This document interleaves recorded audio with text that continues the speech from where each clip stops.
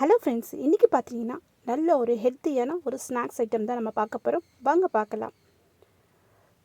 First பார்த்தீங்கன்னா நான் ஆசீர்வாதில் 1.5 cup மாவு எடுத்துக்கிட்டேங்க.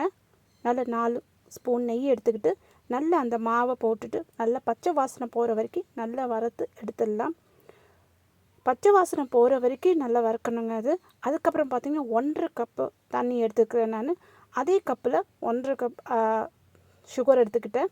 நல்லா தண்ணி கரைஞ்சிட்டு கம்பி பாவில் வந்தால் போதும். அதில் கொஞ்சம் ஏலக்காய் போட்டுடலாம்.